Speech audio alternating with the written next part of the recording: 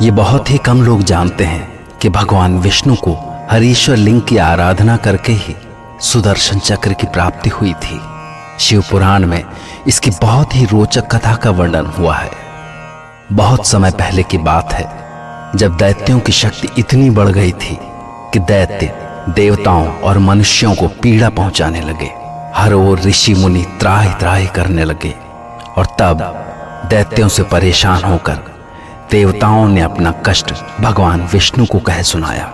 उनका दुख सुनकर भगवान विष्णु ने असुरों से युद्ध किया, पर वे उन्हें परास्त नहीं कर सके।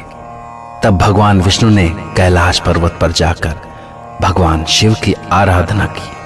वे 1000 नामों से शिव की आराधना करते और हर एक नाम पर एक कमल का फूल चढ़ाते जाते।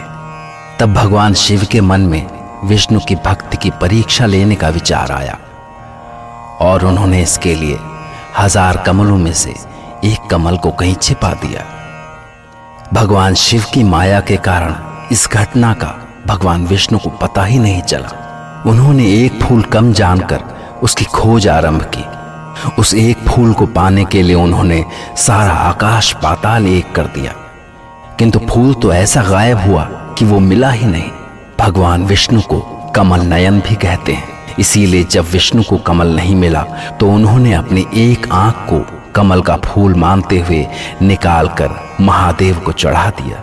ये देखकर तुरंत प्रसन्न हो जाने वाले महादेव शिव तत्काल विष्णु के सामने प्रकट हो गए और भगवान विष्णु से बोले, हे हरे, मैं आपकी भक्ति भावना से बहुत प्रसन्न हूं। आप अपनी इच्छा अनुसार वर मांगिए, मैं आपको मुंह मांगा वर दूंगा। आप जो भी चाहें मुझसे मांग लीजिए।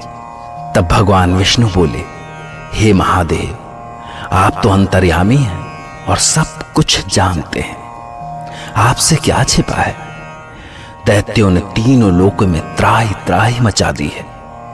मैंने उन पर अपने सभी अस्त्र शस्त्रों का प्रयोग किया, किंतु वे सभी निष्फल हो गए, वे काम ही नहीं आ रहे। अब आप ही इन दैत्यों से रक्षा कर सकते हैं। श्री हरि विष्णु के ये वचन सुनकर महादेव शिव ने उन्हें अपना सुदर्शन चक्र दिया। उस सुदर्शन चक्र को पाकर भगवान विष्णु ने बिना किसी श्रम के ही एक से एक बड़े दैत्यों का संहार कर डाला और सारे संसार ने चैन की सांस ली। भगवान विष्णु भी महादेव शिव के द्वारा सुदर्शन चक्र की भेंट पाकर बहुत प्रसन्न हुए। ये माना जाता है कि भगवान विष्णु ने महादेव के जिन 1000 नामों से उनकी आराधना की थी, यदि उन्हीं नामों से शिव का पूजन किया जाए तो व्यक्ति के समस्त पाप नष्ट हो जाते हैं, और यदि ये पूजन श्रावण के महीने में किया जाए तो इसका फल और भी बढ़ जाता है।